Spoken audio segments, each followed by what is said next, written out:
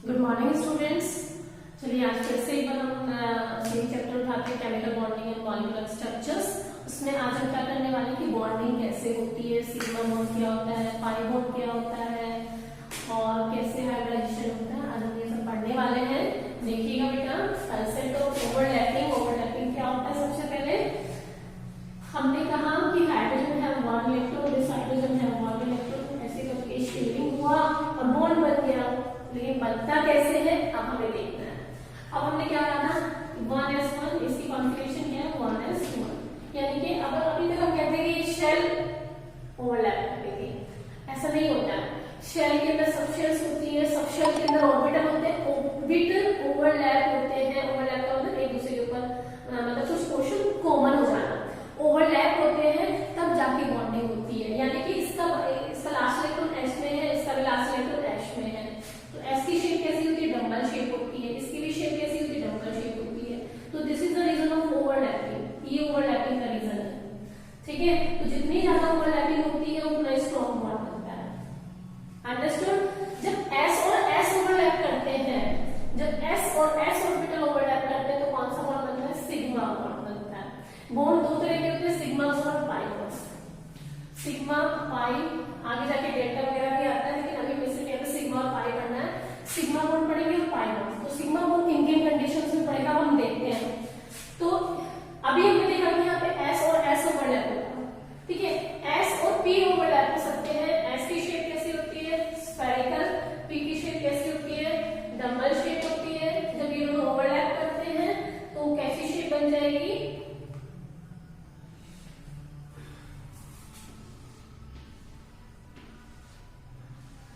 इस तरीके से ये ओवरलैपिंग हो गई यहाँ पर। दिस इज अब यहाँ जो ये ओवरलैपिंग से बॉन्ड बना, ये बॉन्ड क्या कहलाता है, सिग्मा बॉन्ड। यानी कि एस और एस की ओवरलैपिंग से भी सिग्मा बनता है, एस और पी की ओवरलैपिंग से भी सिग्मा बनता है। अब बात करते हैं पी और पी की ओवरलैपिंग की। पी और पी में दो तरीके से ओवरलैपिंग हो सकती है बेटा। एक ओवरलैपिंग तो हो सकती है, देखिएगा,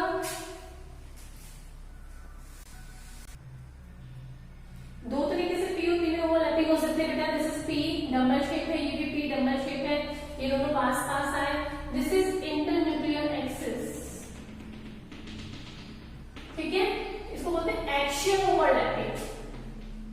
क्या कहा जाता है इसको, एक्सियल ओवरलैपिंग। और ये जो यहाँ पे ओवरलैपिंग का एरिया है ये स्ट्रॉन्ग होता है और यहाँ कौन क्या बनता है, सिग्मा बॉन्ड बनता है।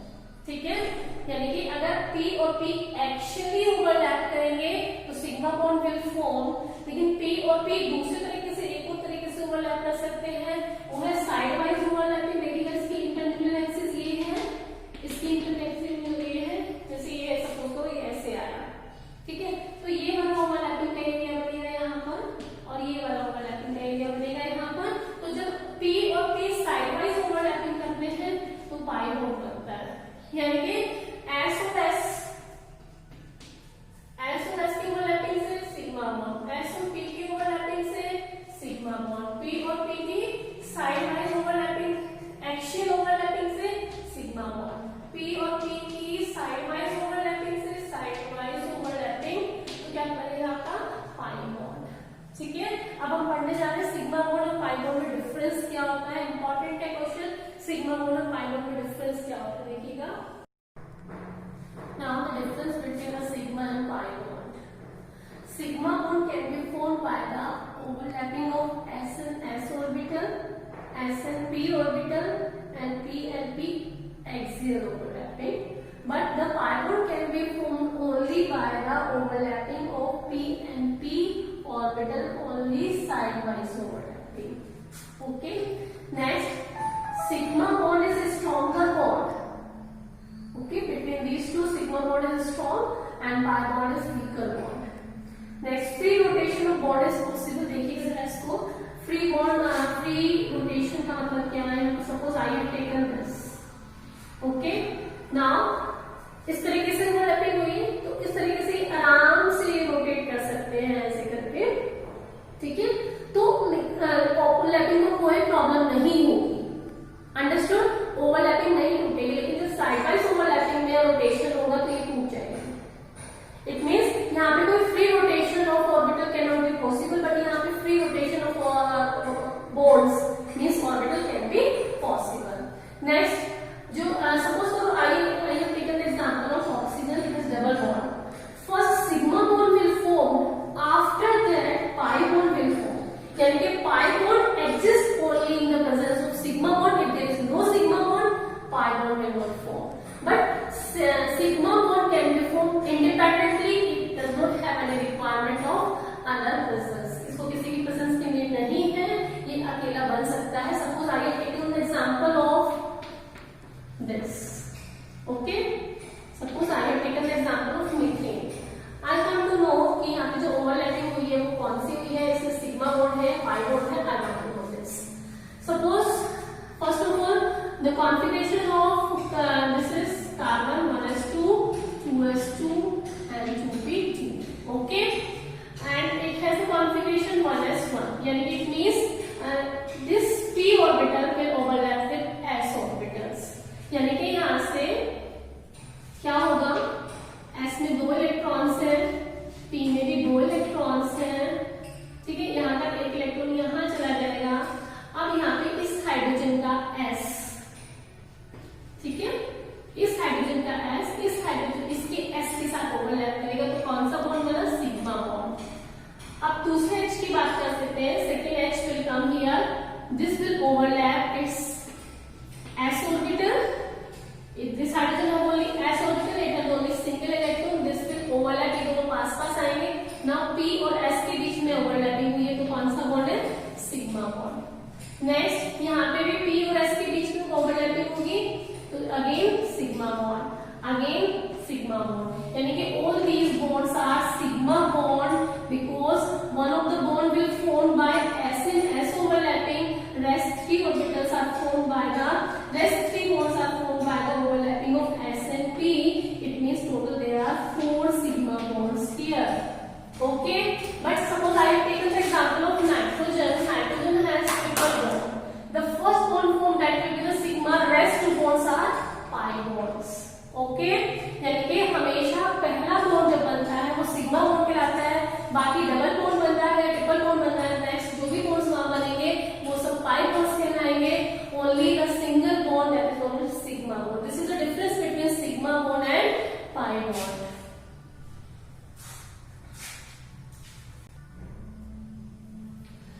Now I am going to explain you about the hybridization pattern.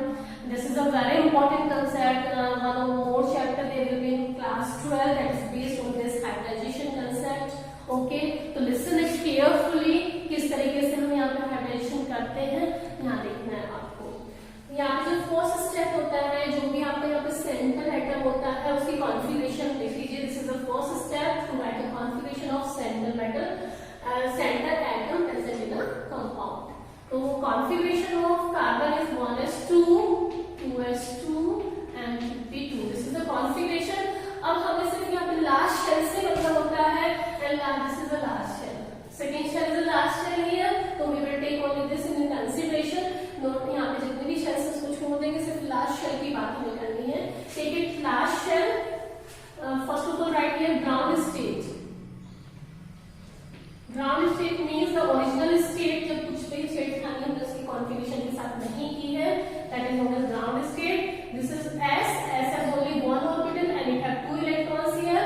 This is 2s2 and this is 2p2, this is 2p2, p have 3 orbitals and it has 2 electrons, one will come here and second will come here, okay, this is ground state। जो original configuration थी वो हमने यहाँ पे लिखी, this is known as ground state. Now excited state,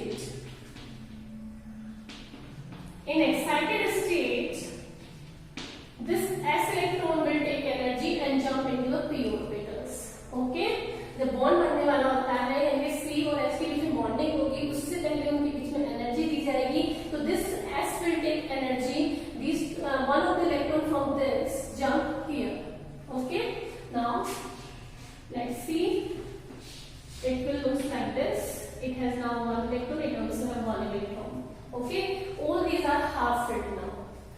It has a capacity of 2 electrons but it have only 1 electron. It also have capacity of 2 electrons, means all these have the capacity of 2 electrons but all these have only single electron here. Now this 4h will come here, one of the h will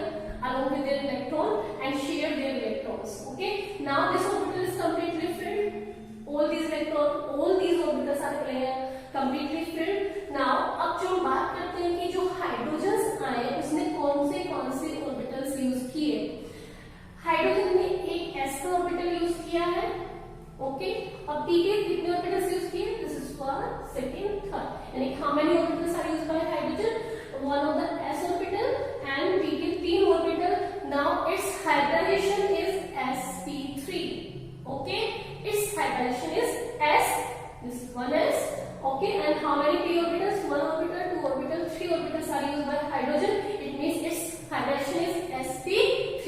In this way we can find out the hybridization. I am taking next example. Let's see it carefully. Let's see the another example BeCl2.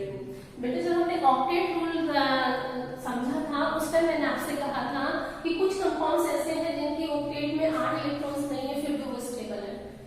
किसी में 8 से ज्यादा थे वो भी stable हो रहे थे, किसी में 8 से कम थे वो भी स्टेबल थे। तो ऑक्टेट रूल के बिहाफ पे हम उनकी स्टेबिलिटी नहीं एक्सप्लेन कर पा रहे थे, लेकिन अब हम हाइड्राइजेशन के बिहाफ पे निकालने वाले तो मैं आपको बताने वाली BeCl2 कैसे स्टेबल हुआ जबकि Be के पास 8 इलेक्ट्रॉन्स पूरे नहीं है। तो ये बॉन्डिंग कैसे करता है on the basis of hybridization. Let's see this बेटा। फर्स्ट ऑफ ऑल वही same step, write the configuration of beryllium, hydrogen, helium, lithium and beryllium. This is 4, यानी कि 1s2 and 2s2 and 2p is free है, ठीक है। there is no electron in 2p. okay, in ground state, let's see ground state. This is the ground state. P is vacant and this is 2s2 and 2p. okay, this is ground state. Now in excited state, one of the electron from S will jump into P.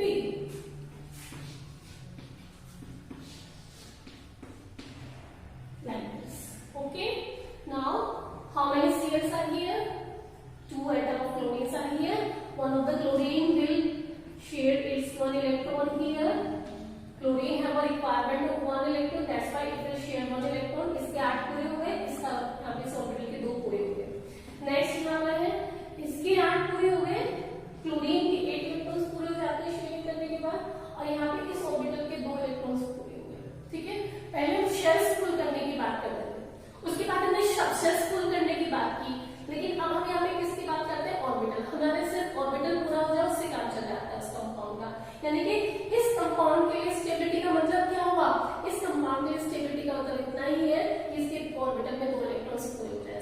ठीक है, तो यहाँ पे भी 2 electrons full हो गए हैं, यहाँ भी 2 इलेक्ट्रॉन्स फुल हो गए हैं, क्लोरीन के 8 इलेक्ट्रॉन्स फुल हो गए हैं। इस तरीके से सब कुछ सेटिस्फाइड हो गया, that's why this compound is stable. Now chlorine ने क्या क्या यूज किया? क्लोरीन ने एक s का ऑर्बिटल यूज किया और एक p का ऑर्बिटल यूज किया। Now its hybridization is sp। ठीक है, अगर एक s और एक p, देन sp हाइब्रिडाइजेशन, एक s और 2p orbitals will use, then it will be sp2 hybridized, 1s and 3p can be used, then it will be sp3, 1s, 3p and 1d can be used, then it will be sp3d, or it may be s, 3p and 2d can be used. That's in that case hybridization will be sp3d2. okay, these hybridations can be possible. In this way we are going to end the topic hybridizations. I will give you some more examples. In those examples you have to find the hybridization on their own. ठीक है, जिसमें भी दिक्कत आएगी consult कर लेंगे। I will give you at least 10 examples to solve the hybridization. Okay बेटा, now thank you.